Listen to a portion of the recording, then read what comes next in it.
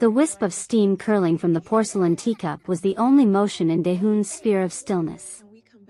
It rose like a phantom thread, dissipating before it could climb past his jawline. The tea room of the Imperial Azure Hotel stretched around him like a cathedral of wealth, all gleaming marble columns, burgundy curtains heavy as theater drapes, and the constant whisper of conversations held by people who'd never once checked a price tag. Sunday afternoons here carried a particular quality, thick with the percussion of silverware against fine china and the manufactured joy of families performing contentment for an invisible audience. Daehoon occupied a table designed for 4 people. He always chose tables meant for 4. The habit stemmed from something he wouldn't name, a private act of rebellion against the mathematics of his existence. At 42, dressed in a charcoal suit that cost what most people earned in 6 months, he possessed the kind of motionless presence that made service staff anxious. To the employees, he was simply the director, a man whose business empire was extensive, deliberately vague, and ruthlessly profitable. To everyone else in the tea room, he might as well have been carved from stone. He consulted his timepiece, an instrument of Swiss precision that informed him he'd been sitting there for exactly 17 minutes. He wasn't waiting for anyone. He was merely occupying space, enduring the anniversary of a date he wished could be erased from existence.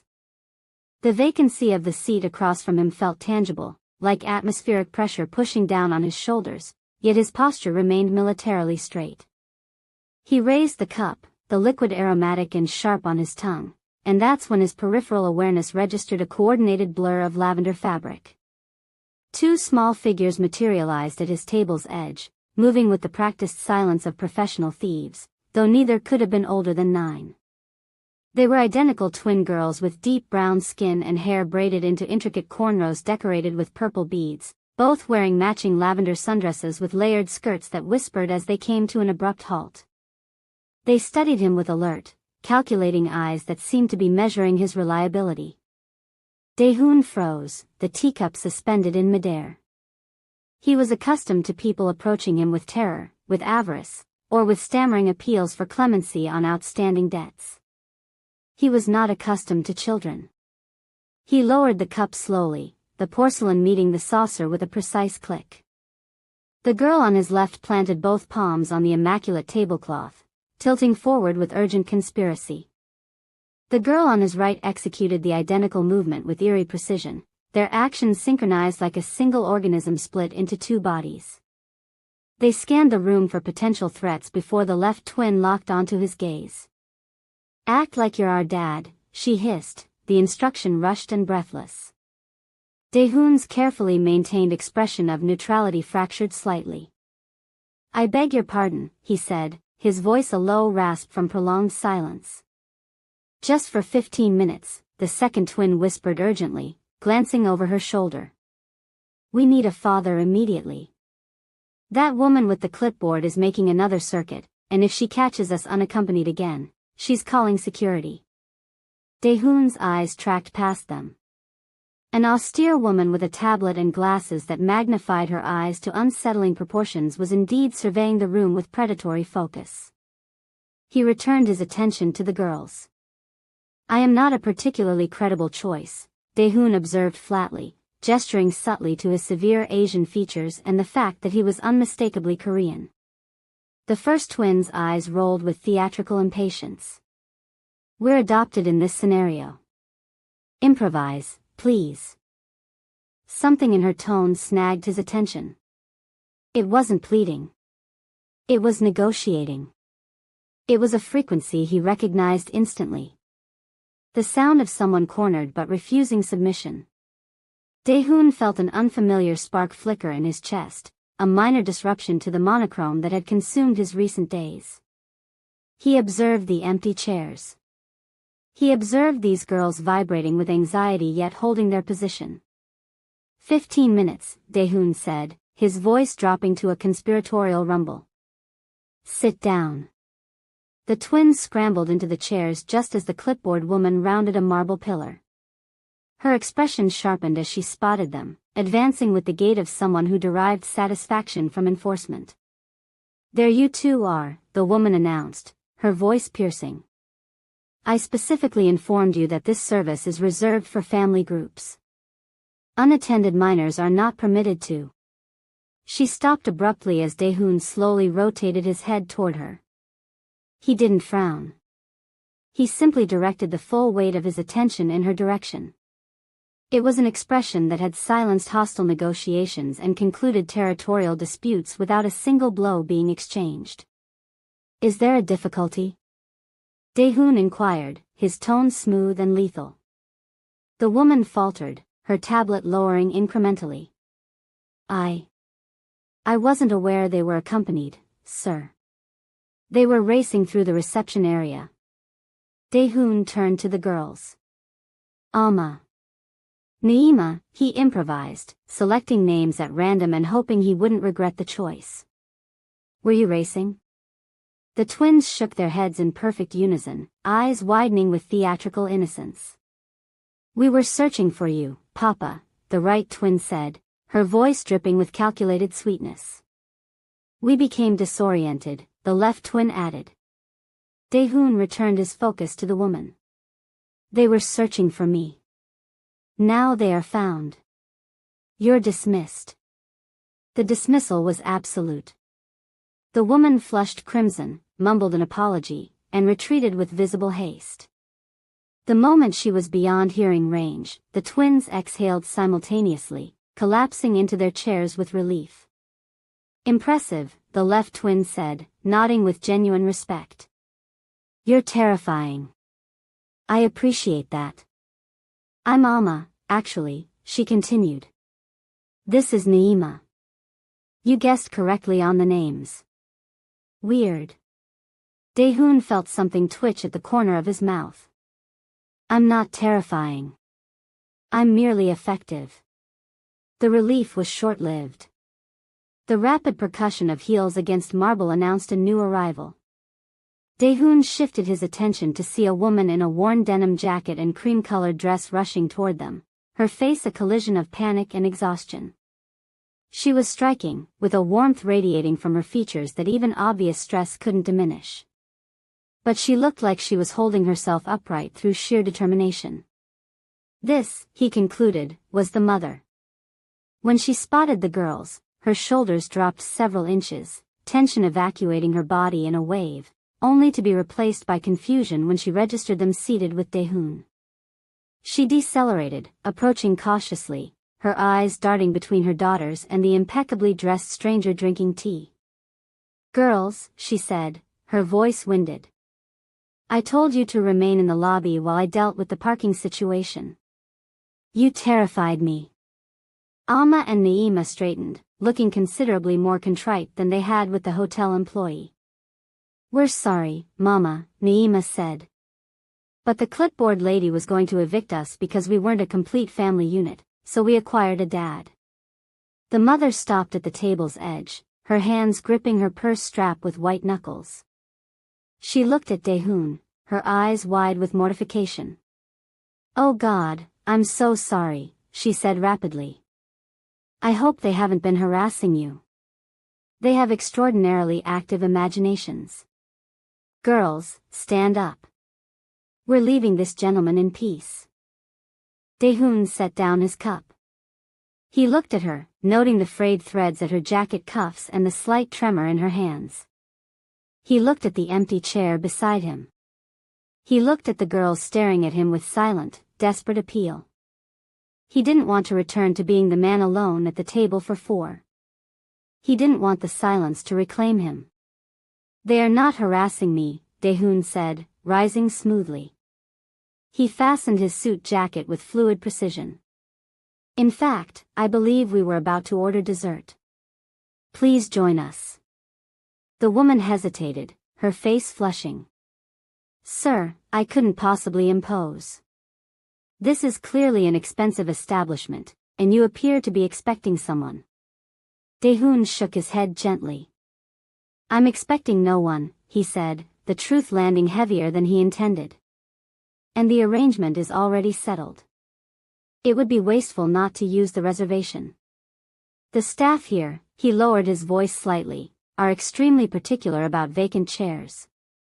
You would be doing me a service. It was a lie, but it was a merciful one. The woman searched his face, looking for deception, but found only a strange, quiet sadness masked by courtesy. The twins kicked her gently beneath the table. Please, Mama, Amma whispered. He's genuinely cool. He made the clipboard lady retreat. The woman released a long breath, a small, weary smile finally breaking through. All right, she conceded. Just briefly. I'm Solene, she offered. Daehoon pulled out the chair for her, an old-fashioned gesture that seemed to catch her off guard. Daehoon, he replied. As she sat, the scent of cocoa butter and jasmine drifted from her jacket, a stark contrast to the antiseptic, expensive atmosphere of the hotel. For the first time in 3 years, the table was complete.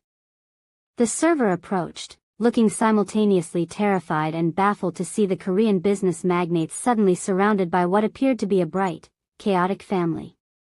Sir, the server squeaked. Additional tea service, Daehoon commanded, his voice firm. And desserts. Whatever the young ladies prefer. And perhaps, he glanced at Solene, chamomile. You look like you've had a demanding morning. Solene looked at him, startled. How could you tell? I employ many people, Daehoon said simply. I recognize the expression of someone managing multiple crises simultaneously. The arrival of the dessert tower, a 3-tiered structure laden with confections that cost more than a week's groceries, transformed the atmosphere completely. The twins abandoned their stealth operative personas and became delighted 9-year-olds, dissecting eclairs with surgical precision and debating who deserved the strawberry tart. Daehoon found himself observing them with a fascination he couldn't articulate. He was accustomed to silence. He was accustomed to order. This was chaos. Crumbs were accumulating on the pristine tablecloth. Naima was explaining an elaborate theory about how the hotel was actually a government surveillance operation. Amma was correcting her methodology. It was noise, but it wasn't the irritating noise of crowds. It was the specific, vibrant noise of life occurring directly in front of him. Solene, after several sips of tea, seemed to relax incrementally, her shoulders loosening. She watched him watching the girls. You're surprisingly patient with them, she noted quietly, breaking his concentration. Most men would have summoned security themselves. Daehoon turned his gaze to her. I have a high tolerance for bold tactical decisions, he said, a faint smile touching his lips. They identified an objective, assessed the risk factors, and executed their plan. I respect the efficiency. Solene laughed, a warm, genuine sound that made the nearby server pause. Don't encourage them. They're already too clever for everyone's benefit. Their father. She trailed off, the smile faltering. She picked up her spoon, stirring her tea unnecessarily. Their father wasn't much for strategy. He was more of an abandoned ship when things get difficult kind of man. The confession hung in the air, a small offering of vulnerability. Daehoon understood the currency of pain. He dealt in it professionally. Strategy is learned through necessity, Daehoon said softly. It appears you've taught them survival. Solene looked up, meeting his eyes. I try. It's just exhausting being the disciplinarian and the comfort and the provider and the shield all simultaneously. Today was supposed to be special. We saved for 3 months to come here for the royal tea service. Then I couldn't locate parking and we were late and I thought I'd destroyed it. She looked at the girls, who were now attempting to balance spoons on their noses. Thank you for salvaging it. Daehoon felt a constriction in his throat. He reached out, adjusting his shirt cuff, a nervous gesture he hadn't displayed in years. My wife, he began, the words feeling oxidized, like a mechanism that hadn't been activated in a decade. She loved this place. The lemon curd tart specifically. We came here annually on this date. Solene stopped stirring. She looked at him with sudden, piercing understanding. Is that why you were alone? Daehoon nodded once, a sharp, economical movement. She died 3 years ago. I come here to remember, but usually remembering just feels like sitting in an empty room waiting for a ghost. He looked at the girls again. Alma had successfully balanced the spoon. Naima was applauding. Today, however, Daehoon added, his voice softer, it is remarkably loud. And I find that I don't mind the noise. 3 years, Soline whispered, a sympathetic echo. She didn't offer a platitude. She didn't say it gets easier or she's at peace. She just acknowledged the time. That's a long time to have tea alone. It felt longer, Daehoon admitted. Until approximately 15 minutes ago. A sudden chime from the grand piano in the corner interrupted them. The pianist, a man in formal wear who looked profoundly bored, transitioned from background music to a lively, bouncing waltz. Several fathers throughout the room stood, taking their daughters' hands to guide them to the small parquet dance floor in the center. It was the father-daughter waltz, a tradition of the hotel's Sunday service. Alma and Naima stopped their spoon experiments. They looked at the dance floor. They looked at each other. Then, with that same terrifying synchronization, they looked at Daehoon. Papa, Naima said, emphasizing the roleplay designation with a mischievous grin. It's time to dance. Daehoon stiffened. Absolutely not, he said immediately. I don't dance. I negotiate. I observe. I don't spin. Alma was already circling the table. She grabbed his left hand. You're wearing a custom 3-piece suit, she argued. You're legally obligated to know how to waltz. Come on. Mama can't dance with both of us simultaneously. Soline laughed, hiding her face behind her teacup. She makes a valid point, Daehoon. That suit does suggest a certain level of ballroom competency. Daehoon looked at the small hand gripping his large, scarred hand. He looked at the room full of people who would undoubtedly stare. He thought about his reputation.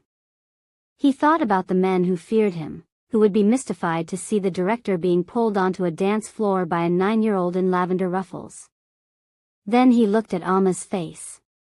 She wasn't afraid of him. She just wanted to dance. She wanted the memory. And strangely, he found that he wanted to provide it. He stood, the chair scraping softly against marble. Very well, he sighed, feigning reluctance. But if you step on my shoes, I will deduct it from your inheritance. Alma beamed. Deal. He led her to the floor. He expected to feel awkward, exposed, but as he took her small hand and placed his other hand gently on her shoulder, the muscle memory activated. He had danced with his wife here. The rhythm lived in his bones. He swept Alma into a turn, his movements precise and graceful. The girl giggled, her dress flaring outward. For a moment, the grief that usually suffocated him in this room was replaced by the simple mechanics of the waltz. 1 2 3, 1 2 3. He spun her, dipped her dramatically, and then as the song transitioned, Naima cut in with the smoothness of a tag team athlete, taking her sister's place without missing a beat. He laughed. He actually laughed. A deep, rusty sound that surprised him. He looked over Naima's head to the table where Soline was watching them. She had lowered her cup, and her expression was soft, unguarded, and unmistakably hopeful. Daehoon spun Naima around, the world blurring into streaks of gold and lavender, and for the first time in 3 years, he didn't want the song to end. He didn't want to return to the table alone. He realized with a sudden jolt of panic and clarity that the 15 minutes were up, and he was terrified of what would happen when the clock expired. The shift from the golden warmth of the tea room to the gray fluorescent buzz of the parking structure felt like waking from a particularly vivid dream. Daehoon escorted Soline and the girls to their vehicle, his polished leather shoes making sharp rhythmic clicks on the concrete while the twins skipped ahead, still high on sugar and the thrill of their successful operation. Soline walked beside him, clutching her purse, the magic of the waltz dissolving into the reality of a Sunday evening. Her car was a practical older sedan, the kind that had accumulated mileage and carried the evidence of grocery store parking lots. It sat in stark contrast to the sleek black Mercedes that waited 3 rows over, attended by a driver who was currently pretending not to observe his employer escort a family to a 12-year-old hatchback. Soline stopped at the driver's door, searching for her keys. "You really didn't have to escort us down," she said, looking up at him. The fluorescent light bleached the color from her cheeks, making her look tired again, the single mother re-emerging from the brief interlude. "I know this was unexpected. Thank you. Genuinely. You made their entire year." Daehoon stood with his hands clasped behind his back, a posture of habitual restraint. He looked at the girls who were now secured in the back seat, waving frantically through the glass. He looked at Soline. He wanted to say something meaningful, something that would bridge the gap between his world of silent, expensive rooms and her world of chaotic, vibrant struggle. Instead, he reached into his breast pocket and retrieved a card. It was heavy stock, charcoal with silver lettering containing nothing but a name and a private number. "For the next time you require a strategist," he said, extending it to her. Soline took it, her fingers brushing his. Her skin was rougher than his, calloused from work, warm and alive. "I don't think we'll be infiltrating high tea again anytime soon," she said with a soft laugh, though her eyes lingered on the card. "Strategies are not limited to tea," Daehoon replied. "Sometimes they are required for emergency repairs or homework conflicts or simply because the silence is too oppressive." He held her gaze for a beat longer than was socially appropriate, letting the subtext hang in the air. "Drive safely, Soline." As he watched her taillights fade around the spiral exit ramp, the silence of his own existence rushed back in. But this time, it felt less like a fortress and more like a cage. Later that night, sitting in his penthouse overlooking the city grid, Daehoon stared at his phone. The screen glowed in the dark room. He typed, deleted, and retyped. Finally, he sent a message to the number she had written on a napkin for him before leaving. The 15 minutes were insufficient. "I find myself wondering if the arrangement requires a permanent consultant. 3 weeks later, the consultant found himself in a setting that tested his composure far more than any hostile negotiation, the city aquarium on a Saturday. The humidity was tropical. The noise was overwhelming. And Daehoon was wearing a cashmere sweater that was rapidly becoming a poor decision. He had not anticipated the sheer volume of children. He had not anticipated the smell of popcorn mixed with chlorinated water.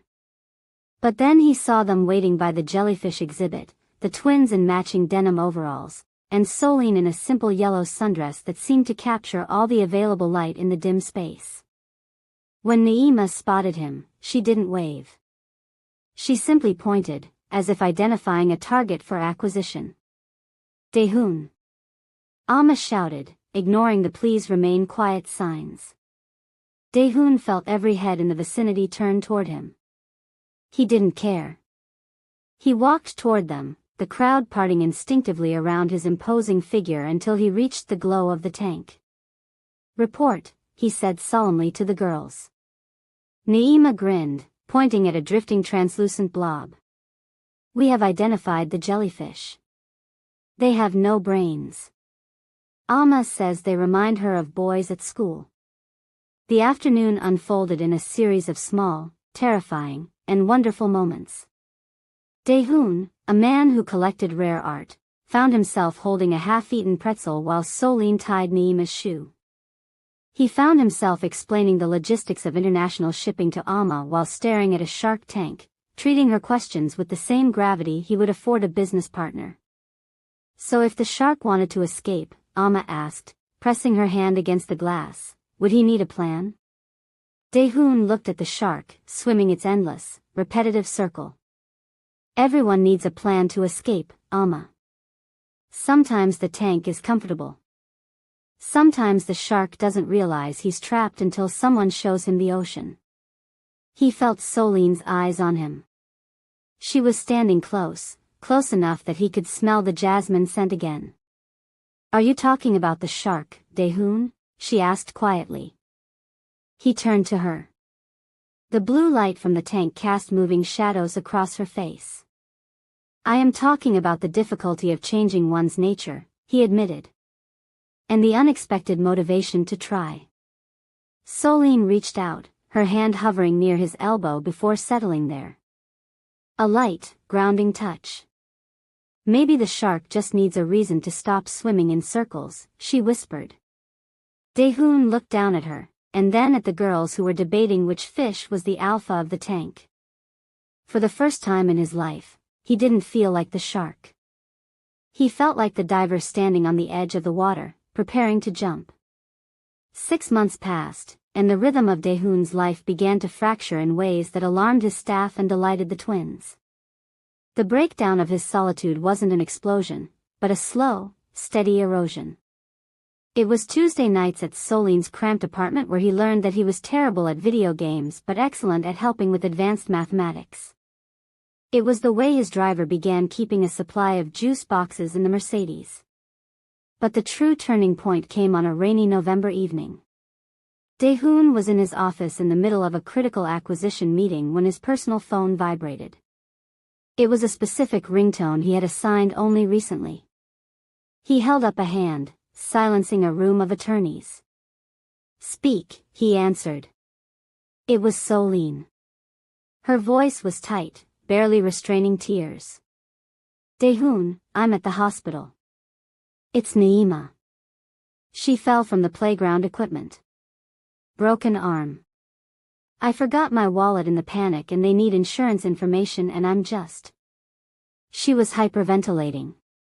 "Breathe," Daehoon commanded, his voice dropping into the register he used to calm panicked investors. "Which hospital?" She told him. "I am on my way. Do not speak to anyone until I arrive." He disconnected. He looked at the attorneys who were waiting for his decision on a $70 million deal. "We are concluded for the day," Daehoon said, standing and fastening his jacket. "But sir," the lead counsel protested. "The deadline is at 6. Daehoon paused at the door. He looked at the man with eyes that were cold and flat. "My daughter has broken her arm." The lie slipped out with shocking ease, tasting like iron and honey. "Reschedule." He left the room, leaving stunned silence in his wake. When he arrived at the emergency room, he didn't just bring his wallet. He brought the full force of his presence. He navigated the bureaucracy like a wrecking ball, ensuring Naima was moved to a private room, that the best orthopedic surgeon was consulted, and that Soline had a cup of decent tea in her hands within 15 minutes. Later, as Naima slept with her cast propped on a pillow, Soline sat in the plastic chair, staring at him. He was standing by the window, watching the rain, his tie loosened, looking more exhausted than she had ever seen him. "You called her your daughter," Soline said softly. It wasn't a question. Daehoon didn't turn around immediately. He watched his reflection in the dark glass. A man who had been a ghost, now haunted by the living. It was tactical shorthand. "To expedite the process," he said, his defense weak even to his own ears. Soline stood and walked to him. She placed her hands on his back, resting her forehead against his shoulder. "You're a terrible liar, Daehoon," she murmured. He turned, wrapping his arms around her, burying his face in her hair. "I know," he breathed. "I am finding that the truth is becoming unavoidable." The timeline of their lives began to blur, measured not in business quarters, but in milestones of integration. 1 year later, the school auditorium. Daehoon sat in the front row, his legs cramped against the seat ahead. On stage, Alma was playing a tree in the school production. It was a non-speaking role. She merely had to hold branches, Daehoon watched her with the intensity of a man watching a performance at the Metropolitan Opera.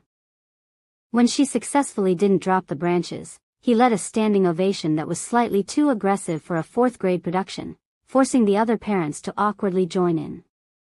Soline, sitting beside him, laughed until she cried, squeezing his hand. 18 months later, a Sunday morning in Daehoon's penthouse. The pristine, gallery-like quality of the space had been compromised. There were lavender sneakers by the door. A half-finished puzzle occupied the coffee table. Daehoon was in the kitchen wearing a world's adequate dad apron, a gag gift from Naima that he wore with confusing pride, attempting to make pancakes. The batter was lumpy. The girls were sitting at the island, swinging their legs. "You have to flip it now," Naima critiqued. "It's burning." "I am allowing it to caramelize," Daehoon argued, panic rising in his voice. "Mama," Amma yelled. "He's murdering the pancakes again." Soline walked in, kissed Daehoon on the cheek, and deftly took the spatula from his hand. "You manage the empire, Daehoon. I'll manage the breakfast." He stepped back, watching the three of them in the morning light, and realized that the silence he had once cherished was now his greatest fear. He didn't want the quiet. He wanted the burnt pancakes and the critiques. He wanted the noise. 5 years later, the tea room at the Imperial Azure Hotel had not changed. The marble was still polished to mirror perfection. The burgundy curtains still held the scent of dust and history. And the piano player was still bored. But the table for four in the center of the room was different. It was occupied. Daehoon sat in the same chair, his temples now touched with distinguished gray, his suit just as sharp. Opposite him, Amma and Naima were 14, distracted by their phones, wearing teenage versions of designer fashion that Daehoon had undoubtedly purchased. Soline sat beside him, her hand resting comfortably on his knee beneath the table. They were debating college applications. "I'm just saying," Amma said, looking up from her screen, "art school is a viable strategy." "You said strategy is about adapting," Daehoon countered, lifting his cup. "Strategy is about survival and leverage. Art school is expensive finger painting." Naima snorted. "You bought a painting for 3 million last week, Dad." The word dropped casually, without the weight of roleplay. "Dad." It had been years since they stopped saying pretend. Daehoon set his cup down. He looked at the three of them. The grief of the past was still there, a faint scar tissue on his heart, but it no longer hurt to touch. It was simply part of the geography of who he was. He tapped a spoon against the glass, a sharp, clear sound that made the girls look up. Soline looked at him, sensing the shift in his energy. Daehoon reached into his jacket pocket. He didn't pull out a business card this time. He pulled out a small velvet box. He placed it on the table in front of Soline. The room seemed to go quiet, the hum of the crowd fading into a dull buzz. "It has been 5 years, Daehoon said, his voice steady but low. "The initial arrangement was for 15 minutes. I believe we have exceeded the terms." Soline stared at the box.